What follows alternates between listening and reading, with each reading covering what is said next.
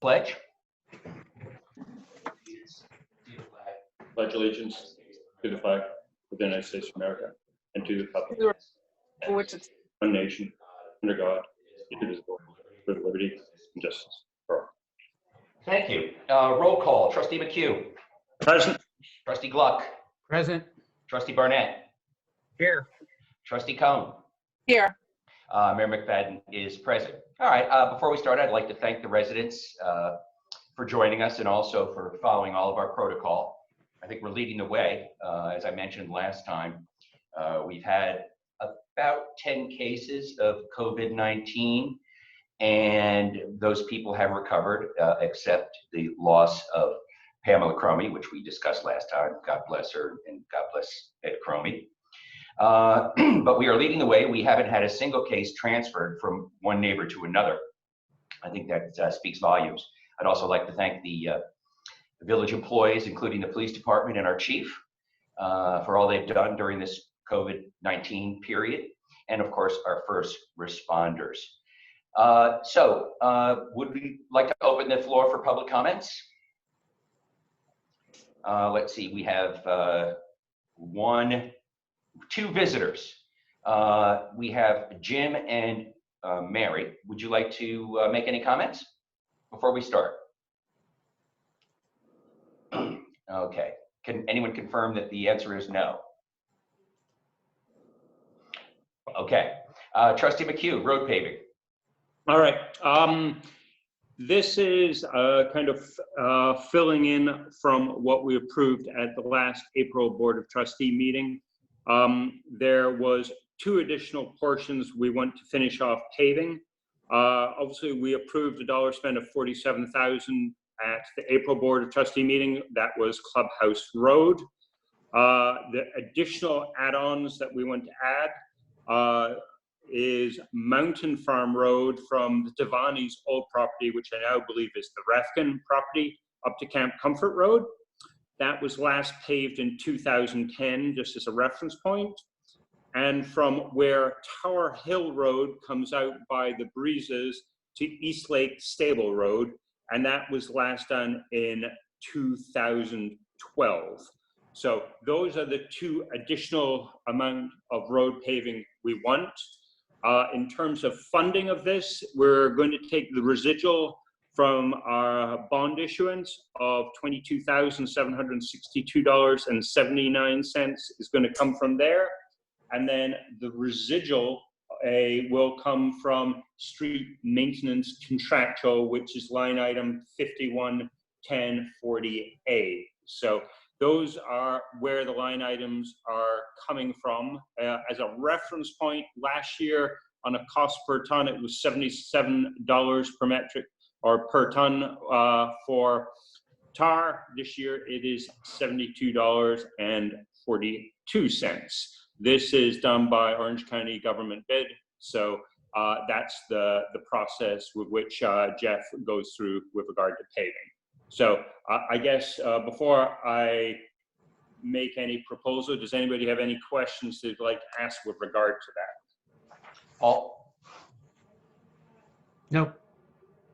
Trustee Cohn? No. Trustee Barnett? No, I'm going to recuse myself because it's my Mountain Farm Road. So. Well, I don't think that's necessary to recuse yourself over roads. Does anyone else feel that he should recuse himself? No, you don't need to do that. Okay, thank you. Board agrees, but thank you for bringing it up. I appreciate that. All right, I do have some questions. Where is Jeff on these roads? What does that mean? Well, you had said last meeting that Jeff, you would be relying on Jeff to make these calls. Correct. So where's Jeff stand? These are Jeff's proposals, not mine. Okay, so these are the 2 roads he wants to do immediately. Correct. And just to be key, these are, I would say, in the hierarchy of roads within Tuxedo Park, they're tier 1 because they're main thoroughfares. Each one of them. Mountain Farm obviously is up towards the school, and the Tower Hill Road component of East Lake Road to East Lake Stable Road obviously is a primary artery. So these, we can call them tier 1, level 1, whatever you want, but these are the most heavily trafficked roads in the park that we're addressing on the Mountain Farm and the Tower Hill Road to East Lake Stable. Terrific. Is there any way to squeeze in the Village Hall parking lot? No. I mean, no, my problem is I don't see how, one, it's not a road, but I think the problem we have is if we're in the midst and going back historically, all the roads when they were paved and everything, so we'll have a better analysis to present to the board and the public. That being said, I don't disagree. It's deplorable, the condition of that road. But given we've been lopping expenses off our road paving budget, I'm not sure how we're going to get to that. But the answer to your question is no, it is not, because we're just looking at level 1 roads right now. Okay, thanks. So do you require a vote on this, Alan, or do you think that we can move forward?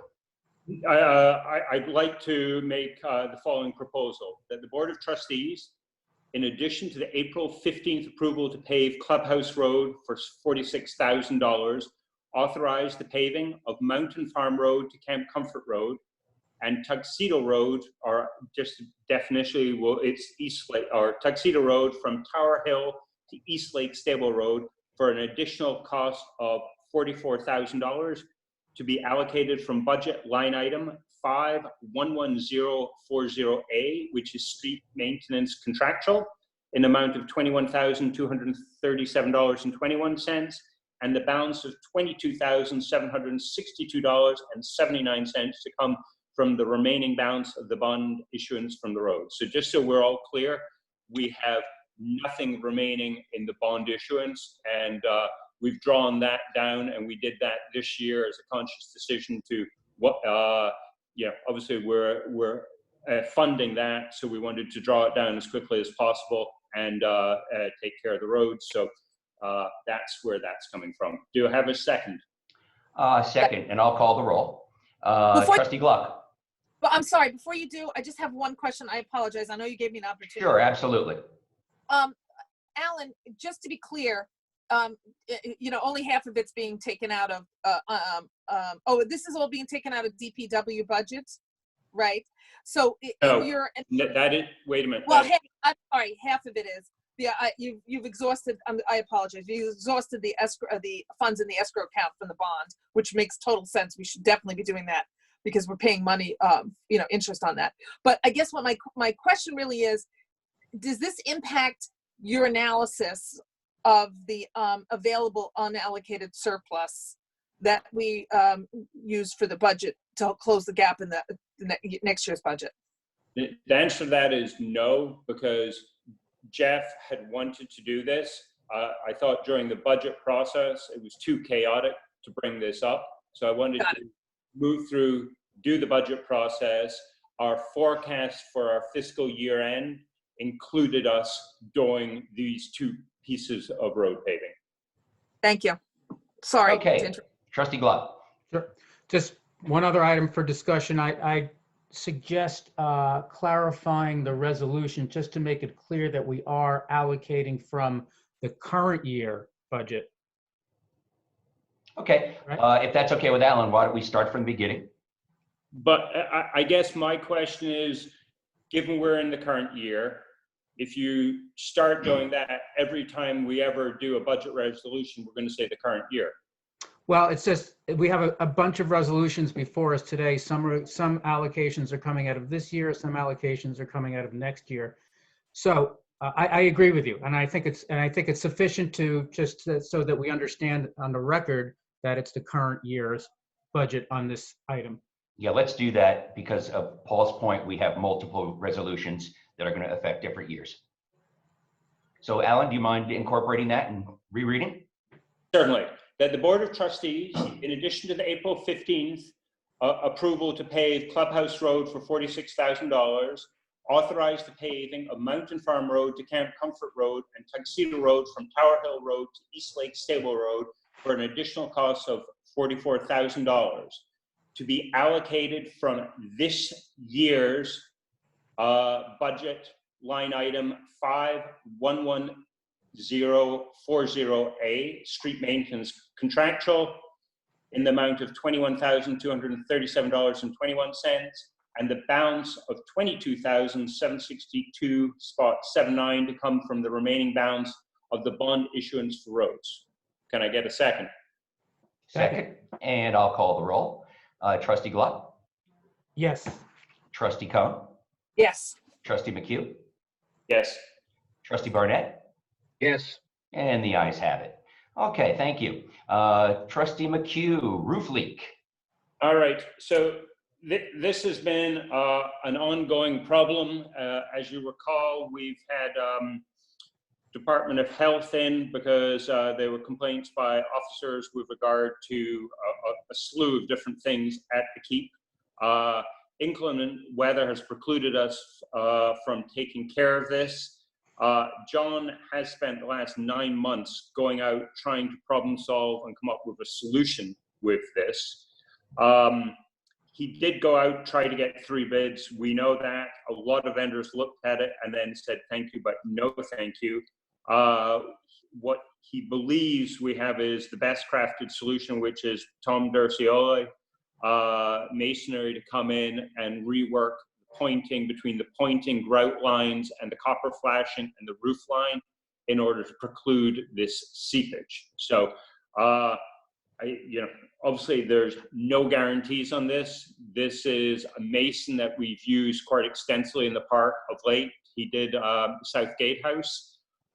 He also did the wall by Chastu Lane going down, which got clipped by the fire engine. So he is well known and has done quite a bit of work within the park and for the village. So John feels confident he is the right person for this, and it is something that we have had to need to deal with, and it's just been delayed given the amount of rain and everything. So unless anybody has any questions with regard to that. Nope. Okay, why don't you call the resolution? Okay, that the Board of Trustees authorize the repair of the keep roof, and just to be clear on this, this is the lower keep roof, not the upper keep roof, by Tom Durcioli Masonry in the amount of $3,625. The lowest quote of 3 vendor quotes received, and the expense be allocated from general fund budget line item 1620 spot 22A, which is buildings, equipment, other. And to Paul's earlier point, this had been factored in when we were doing the budget. So it is going to be in this fiscal year's budget, just so we're clear. Thank you. Second, I can't say. any discussion? All in favor? Paul Gluck, Aye. Trustee Cohn, Aye. Trustee McHugh, All right. Trustee Barnett. Aye. Ayes have it. Thank you. Trustee McHugh, electrical repair, Mountain Farm Pump Station, please. All right. So this is a twofold issue. One is this is a relay station that communicates with the pumps coming from the Turtle Point pumping station, and it's a relay up to the Pawtucket water tanks. It had been an electrical line, had hit by a tree. I think John had forwarded to everybody the state of disrepair with regard to the electrical line hanging akimbo. On top of that, it's not to code. So this is something that will be coming out of the water budget, but it is something that it's preventative more than anything else, and it's essential we do it and to get it to code. We did receive 3 bids, just as a kind of reference point. Sterling Electric was the lowest by a factor of 2 versus one other bidder, and that's because it's a family-owned business, so the prevailing wage issue was not a consideration for them, which allowed them to come in at a more aggressive price. I'm not sure I understand that. John can respond to that, but if you're an owner proprietor and you're doing the work, prevailing wage isn't applicable, I believe. John? Okay. Are there any questions before we call the resolution? John, is that correct? Could you repeat the question one more time, Trustee McHugh?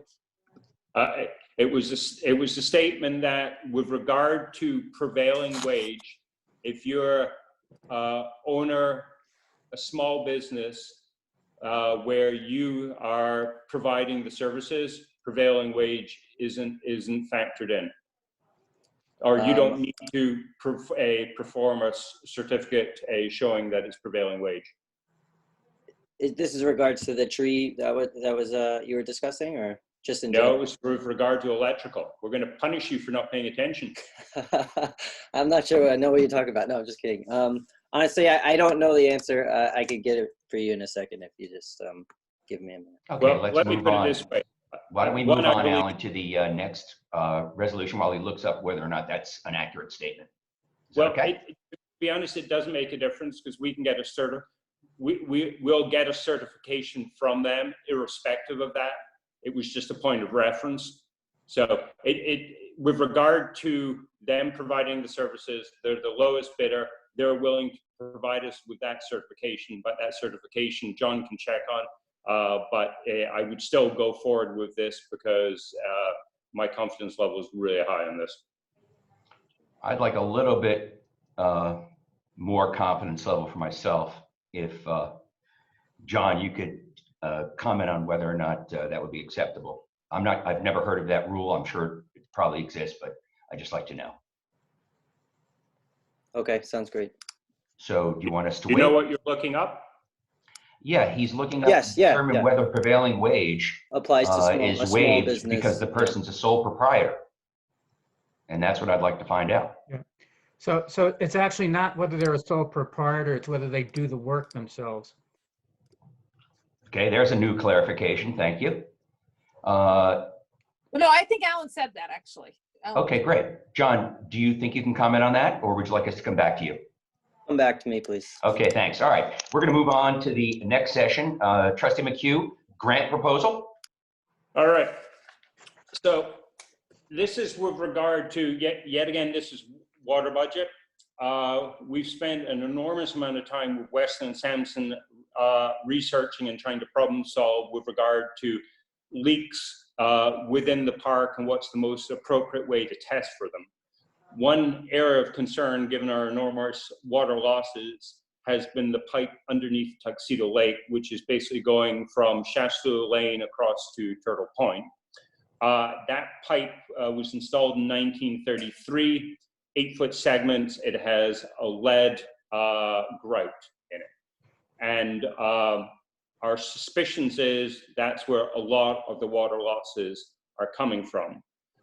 That being said, the ability to test that under pressure is exceedingly problematic because one, you're going to shut down water to a lot of the park, and two is you could back up our whole pumping station. So their recommendation, given the age of the pipe and the problematic nature of testing it, is the most cost-effective way would to replace the pipe. Just to give you an idea, it's 1,700 feet.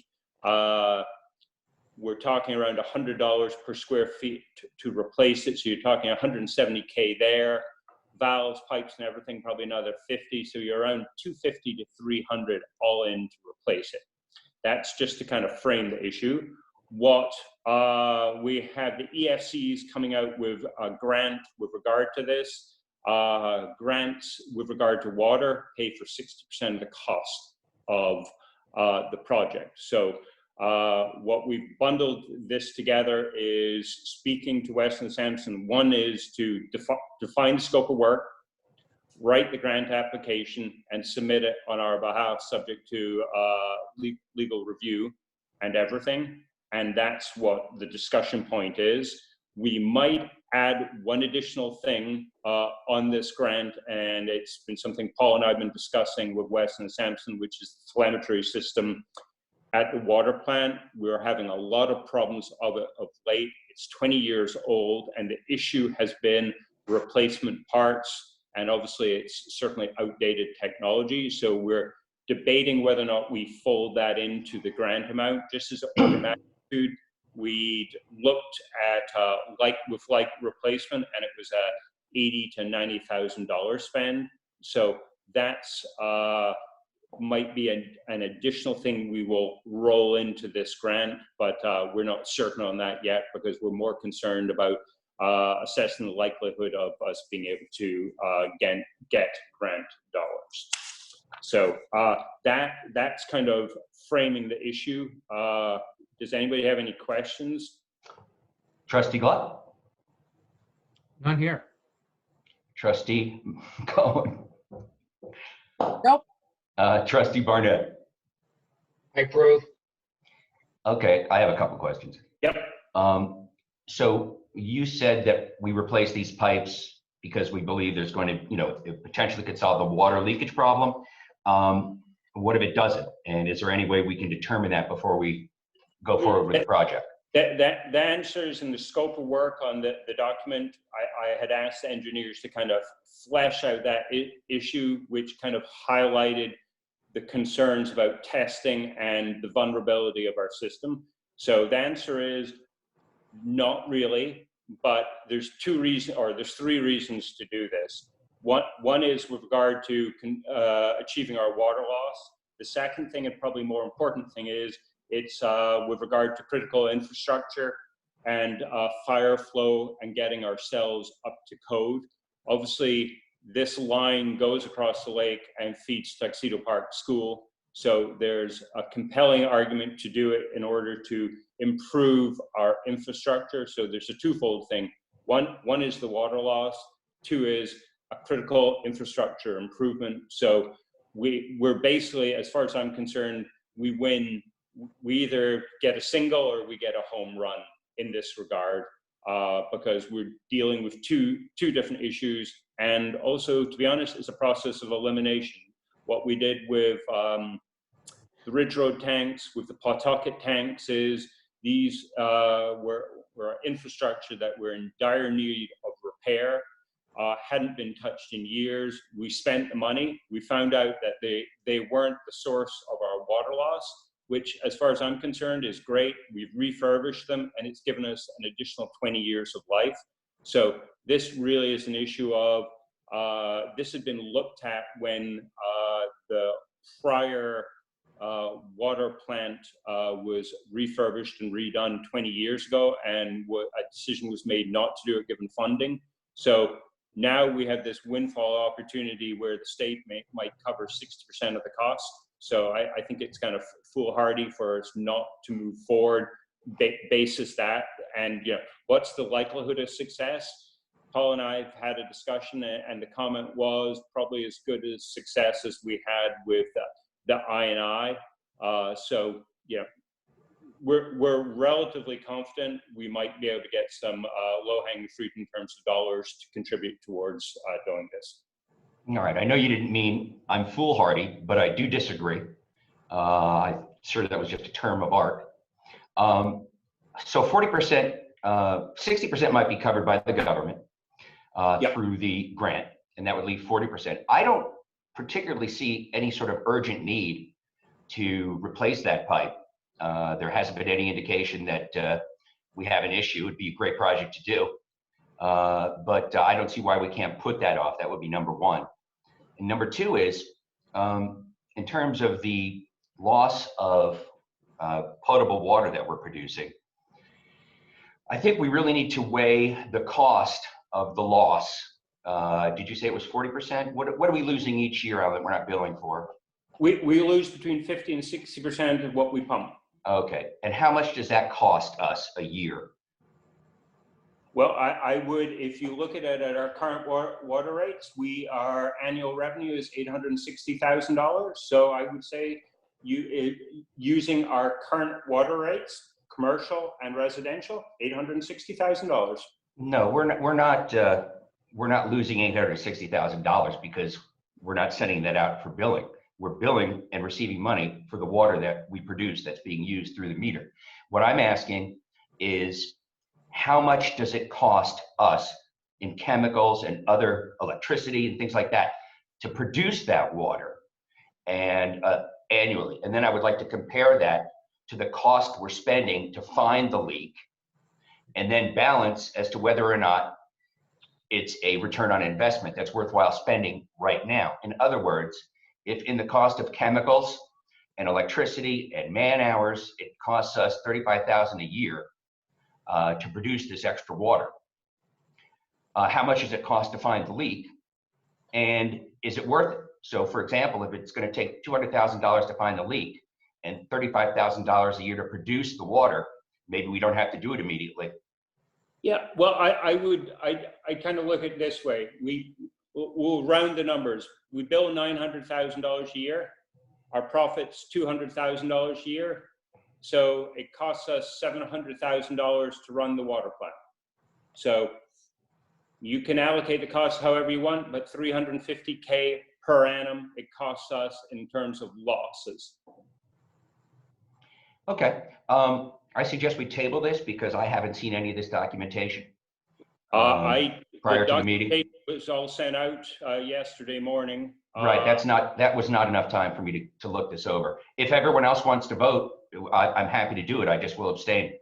Well, just so we're clear, this is doing engineer scope of work, looking to apply for a grant, and we're not obligated to do this project at all. So as far as I'm concerned, we're talking a $14,900 expense in order to get a potential 60% reduction in the cost of doing something which is part of our critical infrastructure, ignoring the fact on the water loss, because I think there's a twofold argument that I don't seem to have persuaded you on. So I think irrespective, plus we need, in order to get the grant opportunity in and submitted, we need to move forward on this right away. So as far as I'm concerned, time is of the essence with regard to this project. So Alan, how old did you say this pipe was again? How old is it? It was installed in 1933. So roughly 90 years old. And the useful life on these pipes is? We've well exceeded them. So this is something likely to break down in the next, based on useful life. But the huge issue is, if it breaks down, we can't supply water to residents on a huge quadrant of the park. So, yeah, it's not as if all of a sudden it breaks down and we can source the water elsewhere. I mean, that's the problem we have. We need to get ahead of these things. I mean, we have dodged so many bullets over the last year and a half with regard to the water treatment plant and critical infrastructure refurbishment and everything. We've just gotten lucky. And now we're trying to look at things and say, let's get ahead of the curve and deal with this infrastructure. And so that's where I'm coming from. I get that. Other than your personal opinions, have we had an engineer come and say that has to be replaced this year, or it's gonna explode? No, engineer has not said it has to be. Well, wait a minute. So do you want to hear wait. Do you want to hear the rest of the response, or are you going to just cut me off? The engineer has opined on this, and a document was sent out to all trustees with regard to that, strongly recommending that this is something we do need to do. And of course, they want the money. Doesn't everybody want the money? Yes, they do. All right. So again, I'd like to table this. I'd like to be more convinced that there's an argument to replace it other than, preventative. And I also would like to see an analysis based on the water loss, that aspect of it. So I request that we table it till the meeting in a couple weeks. I don't think we can, according to Alan, because the grant documentation is time sensitive, correct, Well, then Alan? I feel like there's a gun in my head because, I think this should be thought out, and to then say you can't take the time to think it out because we have to do the grant means we're committing to a whatever $7,000 or $14,000 expense to get the grant, which we may not even use. All right. So my question is, did you read Weston Sampson's letter? I've read everything, but it's not enough time. sorry. And I'm So- asking now, look, All right. let's No, just no, no, stipulate that I read the letter. Question is, I need more time to be convinced that we need to do this project. Now, you don't have to, look, there's 4 of you. If you want to approve this, go ahead. I think I'm on the record. I'd like to wait. If that's not possible because of the grant, I'm happy to vote no. Okay, well, I'd So like. Alan, what would you like to do? I'd like to make a motion that we approve, or that the Board of Trustees approve the Weston Sampson proposal dated April 30th, 2020, in the amount of $14,900 for a grant application support services for the Tuxedo Lake Water Main Replacement Project through Drinking Water State Revolving Fund through the Environmental Facilities Corp in the calendar year 2020, to be expended from the water fund budget line, and it's going to be 2 line items, 1440.40F engineering for $7,500 and $7,400 from 1990.40F contingency. Do I have a second? Second. All right, so any questions or comment? Discussion. Sir? I'm in favor of the grant proposal. Subject to learning anything in the future, I'm in favor of the project. Largely not because I think there's anyone's pointing to this thing, our pipe falling apart tomorrow or the next day, but it is well past its useful life, in the opinion of our engineers. There's really no way to test for leaks, in our opinion of our engineers. We've gone down that road many times. It's jointed pipe, lead soldered, subject to movement over time.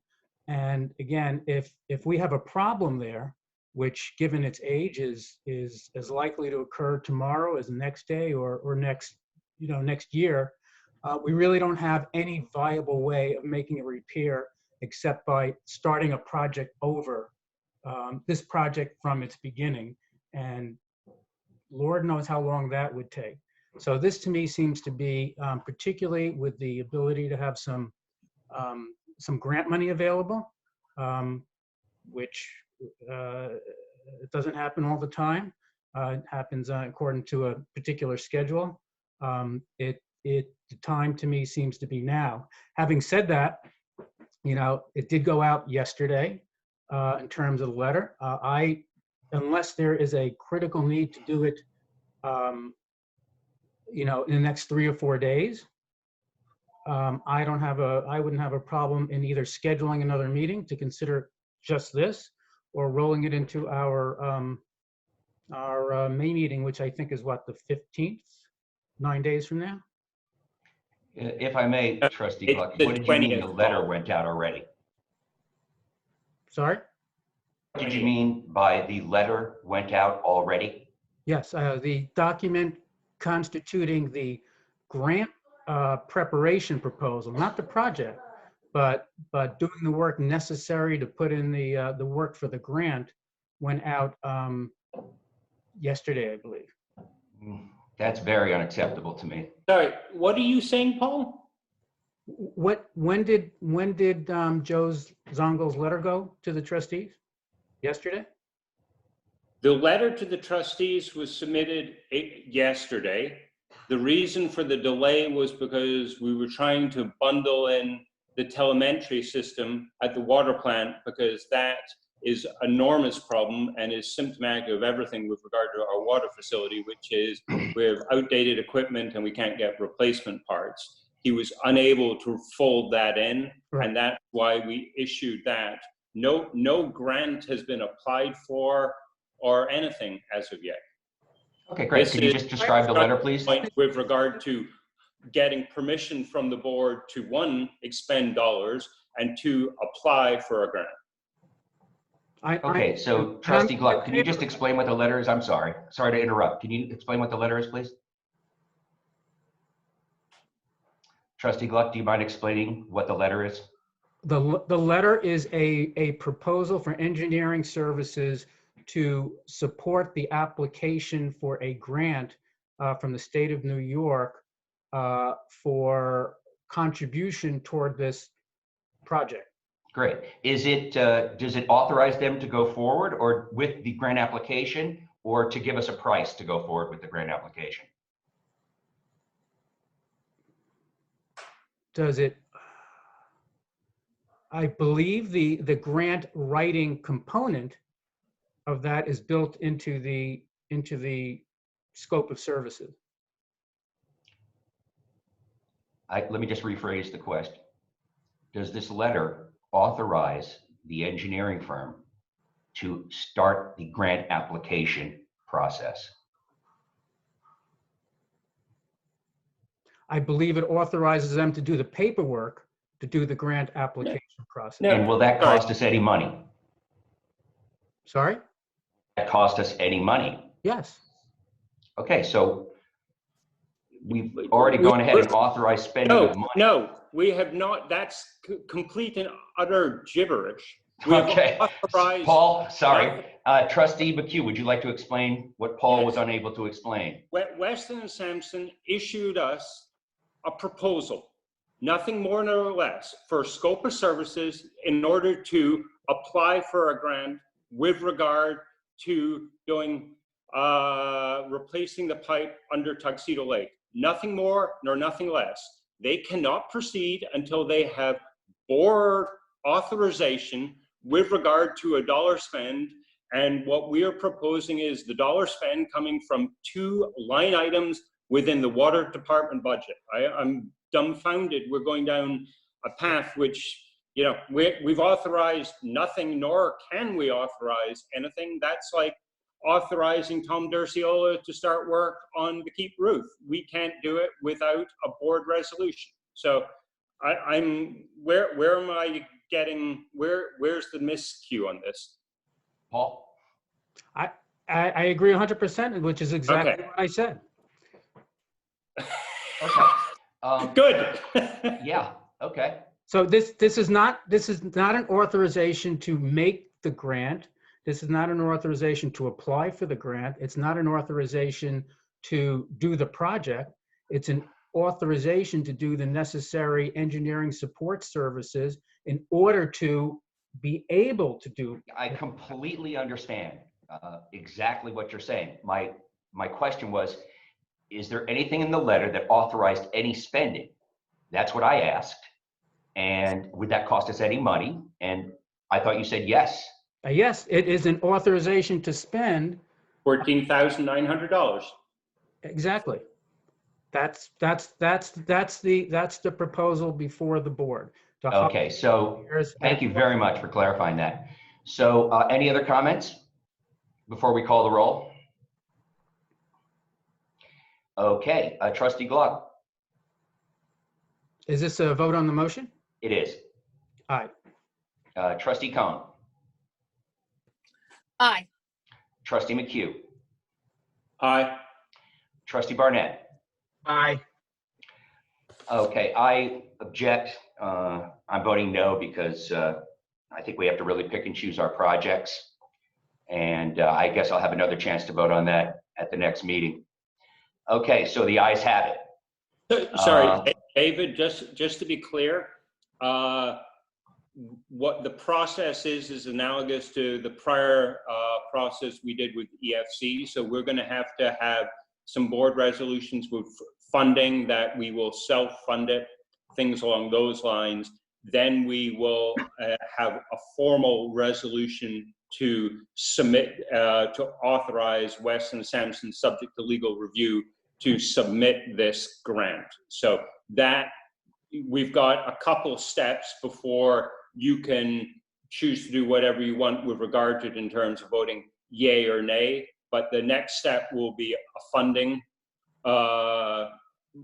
board resolution. And then after that, it will be whether or not we want Weston Sampson to submit it on the village's behalf.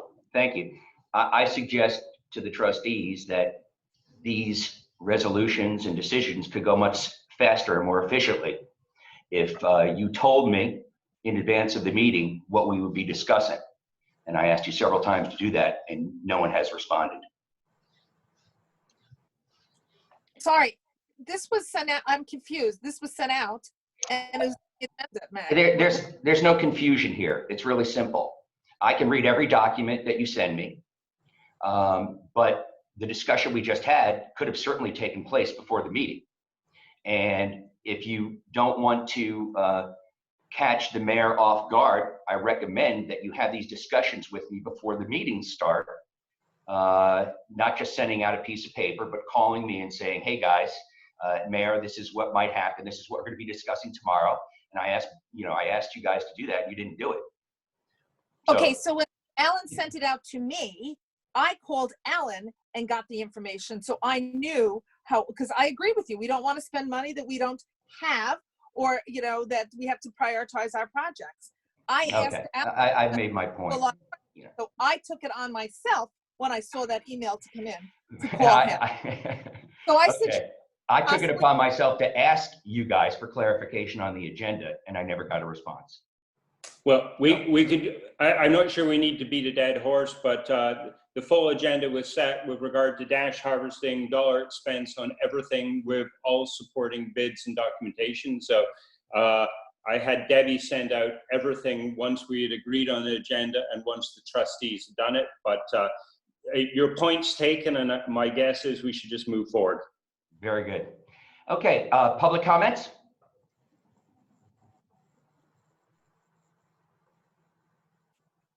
Last call. Okay, so I want to thank everyone for joining. No, And David, you've got one more agenda item. I haven't heard back yet. Do you want to, we could always come back if he hasn't prepared after executive session and then vote on that issue. But I'll ask John. John, do you have any response yet on the prevailing wage matter? Yeah, so I looked it up, and it looks like, I'm not entirely sure what the nature of the work is, and it looks like it's repairs to the pump station. But either way, if the person or the company doing work is a true sole proprietor or independent contractor, the prevailing wage wouldn't apply because they would essentially be paying themselves, and that's how the law looks at it. And so if that's the circumstances, it would obviously be the safe route to, have the certificate done and filed and acting accordingly. But if they're truly an independent contractor or the owner operator and they're doing the work, it wouldn't apply. That is very interesting. I appreciate that, because several quotes for the booth. All the work that was going to be done on site for the booth was going to be prevailing wage. And yet I know, for example, one particular vendor, the stonemason, is a sole proprietor, and he is going to be doing the work himself. So that would be great if I could put that relief towards the booth, and I'll redo the budget to show that. Yes, okay. So let's go back to that. Alan, why don't you reread that resolution? All right, just so we're clear, once I've read this, we've also got dash harvesting to do, which is... oh, I apologize. Yep, I did skip that. I apologize.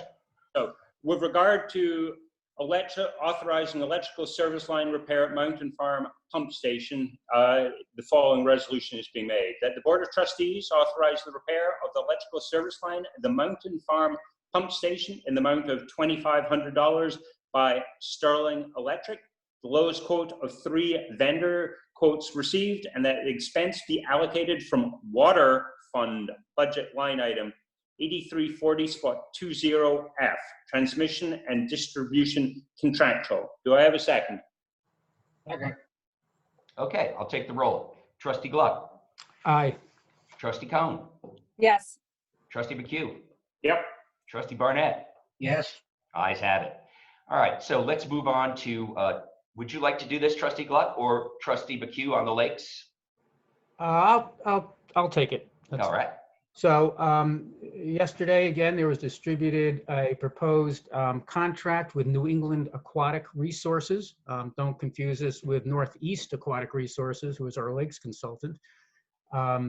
New England Aquatic is our preferred dash vendor for our 2020 lakes program. If you remember, as part of the budgetary process, we laid out a sort of a framework for a certain amount of dash harvesting, elements of herbicide treatment in pond number 3.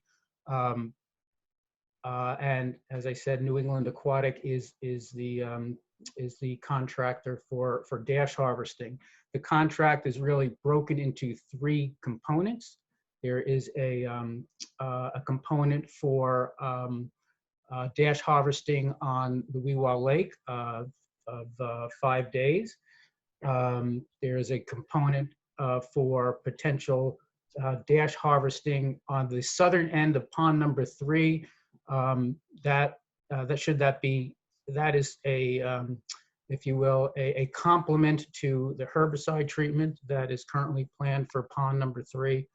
And the reason for that is a concern over faster moving water at the southern end, possibly impacting the efficacy of herbicide treatment. We are still working through with Solitude and our lakes consultant whether that is absolutely necessary or whether that can be handled in some other way. So that element of it is left open, if you will. It's not solidly contracted for, but it's open to our discretion about whether or not to proceed with that.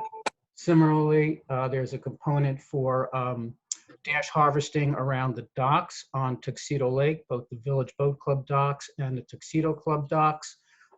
We have some ongoing discussions about how well that worked last year and whether that game is really worth the candle, if you will. So that component is also made optional at the discretion of the village. The contract reflects the comments from our council. It's been cleared by New England Aquatic, and I'd like to suggest moving forward with this because, one, we want to ensure that we retain their ability to do that work for us in terms of the current year scheduling. Last year, it became difficult, particularly at this time of year, to actually schedule these things, given the great demand for their services. Questions? Anybody have questions? All right, I do. So will we be putting in a screen to prevent the milfoil bits from going from the main lake into pond 3 and the Weewa before we start this? Before we start eradicating Eurasian milfoil in any of the lower lakes, well, we plan to put any sort of boom structure or filter between the main lake, for example, at the main dam, and the 2 lakes below it. We do plan, and the next year's budget includes provisions for booming both Tuxedo Lake and pond number 3. But the initial work that we're doing here in the Weewa is the downstream from the other lakes. So the fragmentation that might occur from dash harvesting obviously will not flow in the other direction. No, I'm not referring to the bits that are cut off at the dash harvesting. I'm talking about the natural residual bits of Eurasian milfoil that break off in the main lake and then flow into pond 3 and the Weewa. And I thought there was a discussion where we're going to put a filter or some sort of boom. I know that Alan and I discussed this to prevent the bits of milfoil from going into pond 3 after we do the eradication work and during. Same with whatever we're going to do in the Weewa. Yes, the answer is yes. We have a proposal from NEAR to do that. Alan and I think the proposal can be improved a little bit, so we're working on that. But the answer is yes. There is a plan to boom both Tuxedo Lake and pond number 3. Okay, thank you. Now, we've discussed several options on the lakes for the last few meetings. Are we going to vote, do you think, on a overall comprehensive plan? Or do you intend to do this by bits?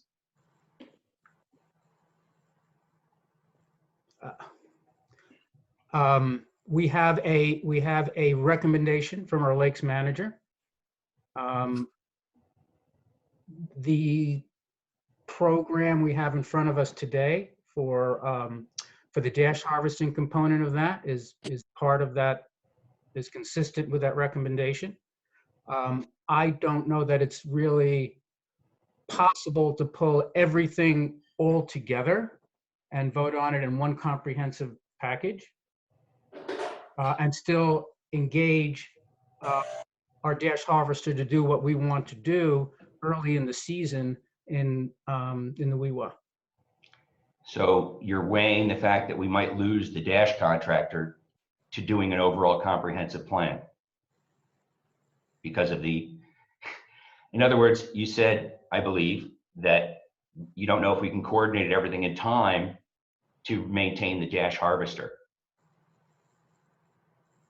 My preference would be, to approve an overall plan first. Yeah. So we have a plan, we have a set of recommendations from our lakes consultant. Mm-hmm. Not something that requires a vote or a non-vote. We have some choices before us. We could put this off and vote a sort of an affirmation to those recommendations comprehensively. They're in the plan that all of us received. We could do that. I don't see the benefit of doing that, but if the board would like to do that, that's a path we can go down. I know once you have one, I think it becomes obvious what the reasons are to have one, planning and budgeting. So it's My preference would be, oh, please go ahead. to that if I can. So we do have a plan and we do have a budget, and we went through the budgetary process in some great detail on all these elements. And the budget, if you will, reflects what we agreed to do or agreed to plan for in terms of the budget. And that is, that is elements of dash harvesting potentially on Tuxedo Lake, elements of dash harvesting on pond number 3, unless there's a way to reduce that, dash harvesting in the WEWA in order to prevent a greater problem down the road, refraining from chemical herbicide on Tuxedo Lake for the moment, while we get our arms around that in a more comprehensive fashion, consistent with the recommendations of our lakes manager. So that implicitly, at least through the budgetary process, is what our lakes management program currently looks like. The actual elements of implementing that via independent contracts is sort of an ongoing process. And if there are obviously elements of that we don't want to proceed with at any given time, that's well within our ability. I don't think that the dash harvesting is worthwhile. Every time we do it, it's just a waste of money. And I think if you want to do the chemicals, we can vote on that. But the dash harvesting is a waste of money. I would consider it as part of a long-term plan, but I'm just not convinced that it's worth doing. I'm almost likely to do nothing on the lakes. The main lake is already so saturated with milfoil, it can't come out even further from the shore. And so I'd rather have a comprehensive plan over the next few years and forego doing dash harvesting this year, because it just doesn't seem to work. And unless it's wrapped with some treatment or something else, it just seems like a waste of time, just so that we can say we're doing something. Right. So remember, we're talking here about primarily, at least in the part we are proceeding with or committing to, is dash harvesting on the WEWA. And I think it's been well established and certainly consistent with the recommendations of our lakes manager, that addressing that problem when it is still minor and can be dealt with in terms of harvesting, rather than, which is a situation in the WEWA where it is somewhat dispersed, although located. That's very different than the situation in Tuxedo Lake, where it is, as we've said before, about as bad as it can be. So proceeding with dash harvesting in the Wewa is, in my mind, and I think in our lakes consultant's mind, a very different proposition than proceeding with dash harvesting in Tuxedo Lake. The only component of dash harvesting that's being considered for Tuxedo Lake is sort of a maintenance operation around the boat docks that are high use, the Village Boat Club and the Tuxedo Club, mainly because those areas are rather dense. They're multi-use areas. The milfoil there gets chopped up quite a bit, and as well as interfering with propellers. But even there, that component, is subject to some further discussion about whether or not that's that really works, if you will. You think we can get this mesh net and boom system in place before we move forward with anything? I mean, I understand getting the dash harvesters lined up, but I really don't want to see these bits of Eurasian milfoil flowing back into those two lakes. I mean, it would really make more sense if we could get that boom in there. Can we discuss that? Sure. And do we have a price on that? We do. Yeah, What is the price? 5K, I think. A little bit less, I think, 4 to 5K, around that area. Did the trustees agree that would be prudent?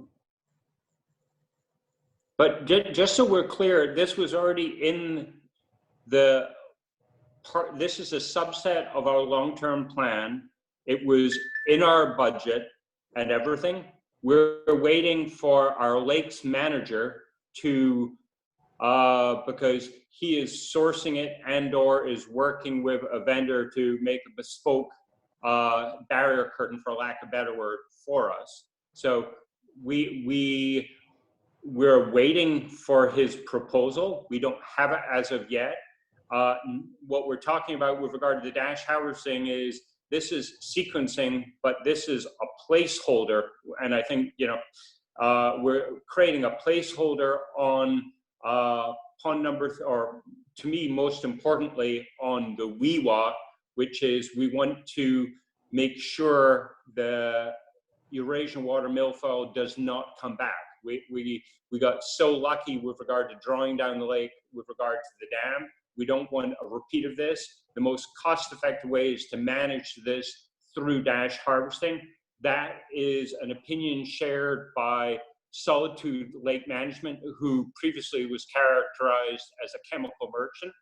And it is something that Northeastern NEAR, who's our current lake manager, is fully supportive of. So we have expert advice with regard to moving forward with regard to dash harvesting on certain bodies of water where they're not overrun with Eurasian water milfoil. So I think that's it. There's no question that till the barrier curtain's going in, I agree, it's foolhardy to do anything because all you're doing is cleaning up something and then distilling it from Tuxedo Lake down into pond number 3 in the Wewa. Completely agree, but that's not the intent. The intent here is just to give a vendor the confidence that we will use them for X amount of days this year with regard to our different bodies of lake. Would you agree with that characterization, Paul? Yes. And I completely understand that and agree with that as well. So as long as we're in agreement about getting that boom in, I'm happy to move forward. But I just, again, unless we get that boom in, we're just going to have the same problem next year. So do we agree that we'll get that boom going at the next meeting? Maybe we'll have a price. We can discuss it. Yes. Okay, great. I have a question. Jim? Yeah, I haven't seen this contract. So, but from what Paul has said, it's not clear to me how many days are being committed to Pond 3 and Tuxedo Lake. How many days are you contracting for those for Pond 3 and Tuxedo Lake? Pond 3, 3 days. Okay. Pond Tuxedo Lake, 5 days. At our option. Yeah. Well, I just would like to point out, and Paul, you were there at the time when we had our Zoom meeting with the lake manager and the Lakes Committee. We did discuss with the Lakes manager the possibility or the advisability of another 4 days in Weewa later in the season. I absolutely agree with Paul and Alan in terms of the real importance of nipping the infestation of Weewa in the bud at this point. If you let it go, it will be a disaster. It'll be worse than Tuxedo Lake because it's a shallower lake. It'll be a much bigger area. I mean, proportional to the size of the lake. In other words, the percentage of the lake that will be filled with milfoil if it's not done. So certainly DASH should be done as recommended by the lake manager.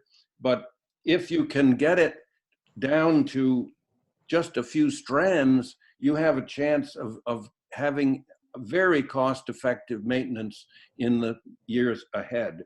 And it seems that this is a very critical year to do that because it's already spread from last year. But if you can really get it all, or try to get it all, you won't ever get it all, but if you can try to get it all, you may then need only a couple of days or really a short period of time in future years. Every year you'll probably have to do it, but it will be a short time, and this effort this year will pay for itself over and over again in future years.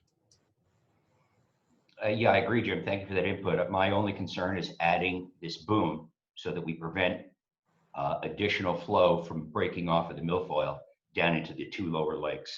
It's called gravity. And as long as we do that, I'm fine. And we have agreement to do that at the next meeting. Any other comments, Jim? Well, I'm just wondering, is there any possibility of adding 4 more days to Weewa late in the year?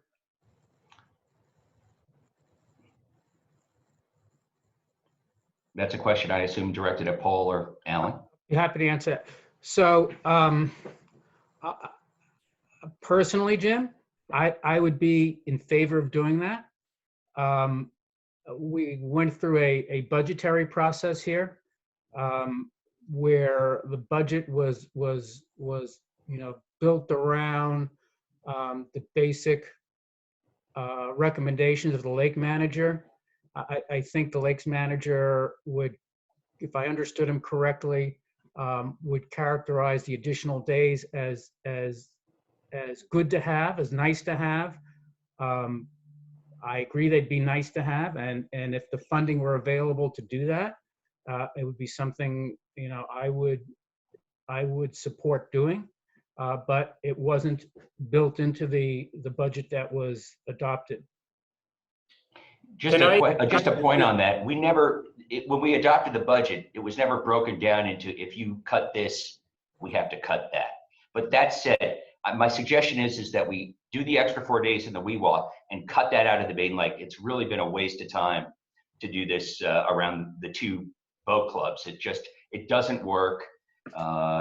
It's too hard to manage. Boaters constantly ignore the recommendations not to go through the milfoil.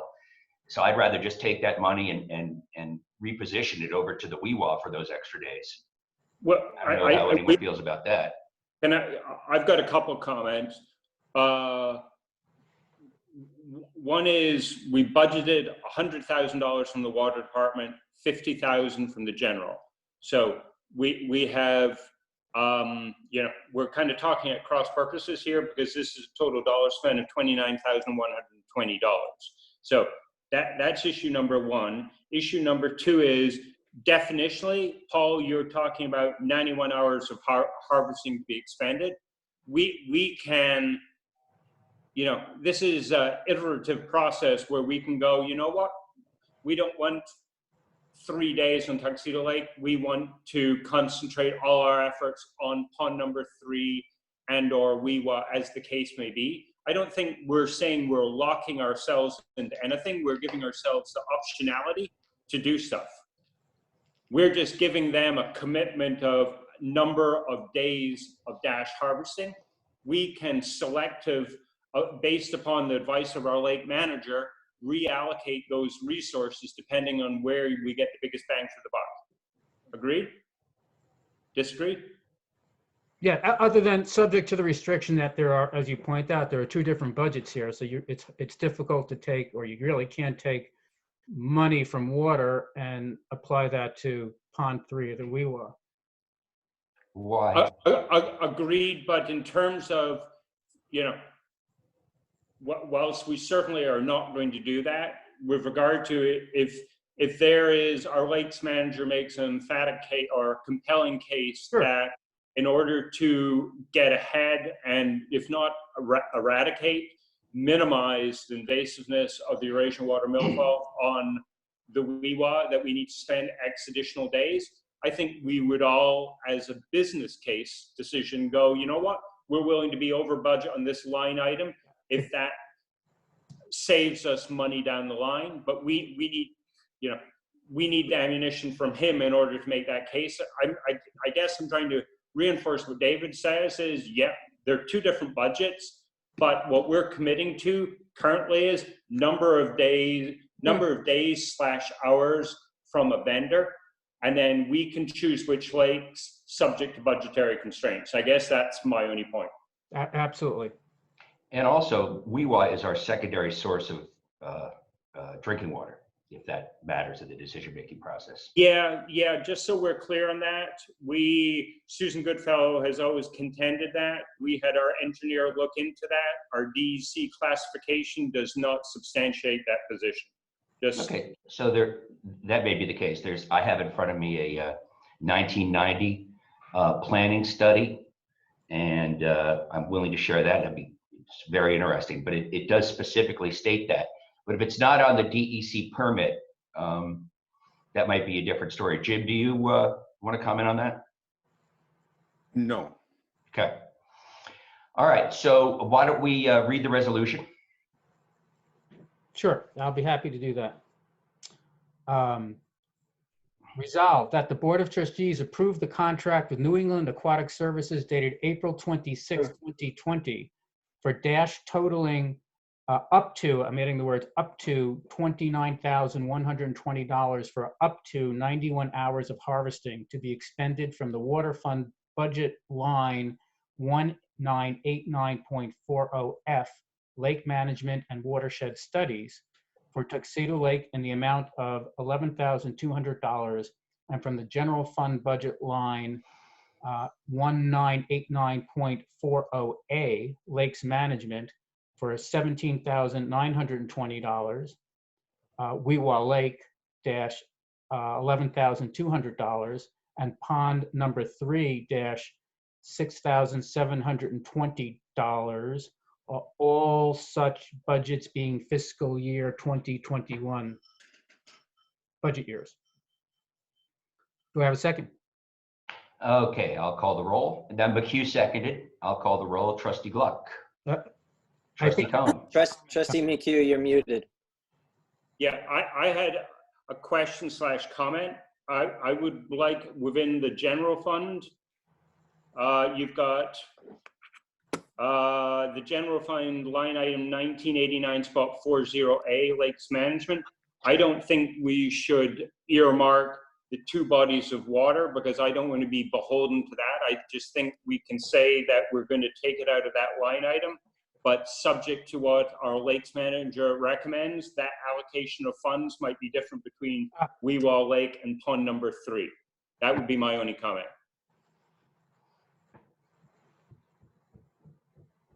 So amended. So amended. Okay. Do you want to reread, or we might as well do that for the record? All right, I'll reread it. That the Board of Trustees approve the contract New England Aquatic Services dated April 26, 2020 for dash totaling up to $29,120 for 91 hours of harvesting to be expended from the Water Fund budget line 1989.40F, Lake Management and Watershed Studies, for Tuxedo Lake in the amount of $11,200, and from the general fund budget line 1989.40A Lakes Management, such budgets being the fiscal year 2021 budget. Do I have a second? Alan, do you want to second it? Second. Okay, terrific. Any other discussion? Okay, I'll take the roll. Trustee Gluck, Aye. trustee Cohn, Aye. trustee McHugh, Aye.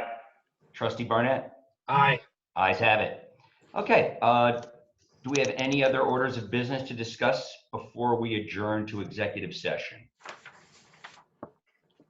Okay, I'd like to make a motion that the Board of Trustees leave the public meeting and enter into executive session to discuss the employment of a particular person. May I have a second? Second. All in favor? Aye. Aye. Okay, take us away.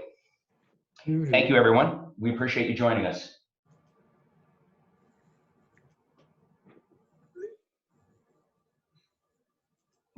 You're doing it now, Paul? Yep. What do I have to? I have to hit leave, right? No, just stay where you are. Takes a few minutes to, Okay. I think the mayor may have left by accident. oh, well. Yes, he'll call back in, right? Yeah.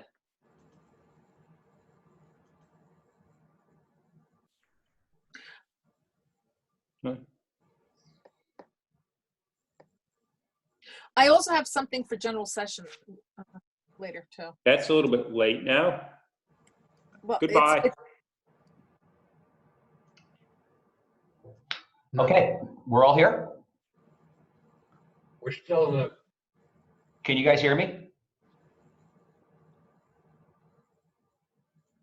yes, David, I can hear you. Okay, thank you. Okay, who would like to take the floor? Hold on, I don't think you're in the breakout room yet, David. Pardon me? I don't think you're in the breakout room yet. Hold on. Oh, okay.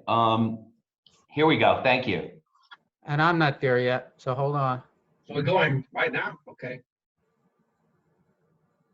How do I get in there?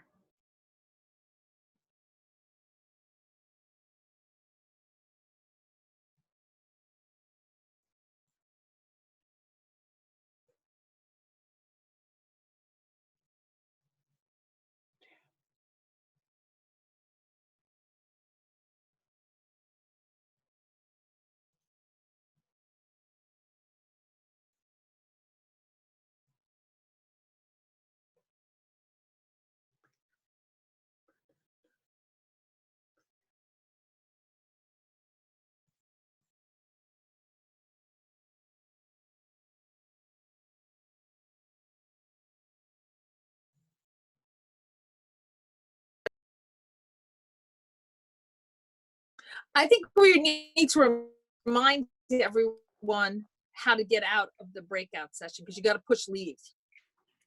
Yeah, it's either on the bottom or the red. Right, but yeah. So, Alan McHugh, I'll just tell him to push leave. Yeah. Sorry. Push. It looks like he's here, Trustee Cohen. Oh, good. Thank you. All right.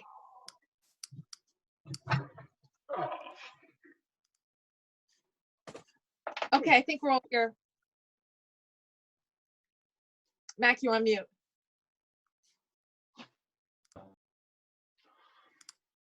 You're on mute again. How about now? Am I still muted? Good. Yep. Nope. Nope. Okay, is there any other business? I just like to bring up two things. Please. Okay. Number one, I sent around very last minute a list of a process, a description of the performance review process that I think we agreed verbally to put in place. And so I want we've talked about it verbally, but I don't think we probably should have something in writing that documents exactly how we're going to put how the performance review for the key employees or department heads will work in the future. So I've sent around, and again, very late. I don't expect any comments on that. But I'd like to, if we could get comments before the next meeting, and if everybody's agreeable, maybe adopt something at the next meeting, which is May 20th, to outline how we propose to conduct a performance review for employees. So does anybody have any comments or questions or objections to that approach? When are we doing the next review is when? In this draft, I proposed May, it'd be done annually in May of every year. Mm-hmm. Now, maybe you want I April, I don't know. It needs to be done sooner because our budget process has to be etched in stone by May 1st, and we have to approve the budget. So any longevity bonuses, any salary increases, anything like that, they have to be done well in advance of that so it can be factored into the budget process. So I would suggest conceptually, it's got to be done in February or at the latest March would be my 2 cents. Okay. Okay. Okay. And the other thing is that what I did not incorporate in here, Mac, which because I didn't exactly know how it worked, If you don't was mind, the you can- survey you sent. Sorry? Nothing. I just prefer not to be called Mac in the meetings. Oh, okay, sorry. What I didn't incorporate here was the survey that you did of the employees, because I didn't exactly know how you wanted to handle that. So that's one thing, it was not incorporated, not intentionally left out. It just that I should have left a space for it. I will change the timing to February, unless people want something different, and then I'll recirculate it. And I would suggest people give me their comments before the next meeting, and then we'd be prepared to approve it or reject it at the May 20th meeting. Okay? Fine by me. Okay. Okay. Sorry? Any other business? Yes. I just want to say that it was great that the mayor's update, first of all, it was great that we adopted a budget, and it was great the outcome of all the cost savings. And thank you to everybody. I thought that it might be useful to the residents to have a little bit more color on sort of the changes that were made for those who were not able to attend the meeting, or were not doing line items. So what I've done, and I haven't distributed it, what I've done is I've drafted a little description of the final budget, including the fact that that I think is super important, that the tax increase is 1.18%, and a lot of that increase relates to sort of expected salary increases, and I put that in quotes. So I think 1.18%. Of course, we'd like it to be negative or zero or negative, but I thought that was a great result, and people should, in the village should know about that. Don't we actually discuss those things in executive session, and then whatever raises are given or not given, we do a cumulative total at the reorg meeting, and then the information is available by FOIL if you want to know an individual employee's compensation package. But other than that, we try and keep that private by only including a lump sum at the reorg meeting. Is there something you want to change in that process? No, not at all. I'm not talking about that. I'm talking about information on the overall budget, the cost reductions, the increases in revenue opportunities, and where we came out. And that's what I'm talking about. I have nothing to do with salaries. All I'm commenting on is that the increase, if you looked at the budget line item by line item, it's not individuals that are talked about. It's overall, benefits and salaries that are sort of mandated, that is really driving a lot of the increase. So that's what I was talking about. So anyway, my point is, I think it would be useful to have a more descriptive discussion about exactly what has changed, obviously without disclosing salaries, but have a more descriptive discussion of what has changed since the preliminary budget, which again was just intended to be, for public comment.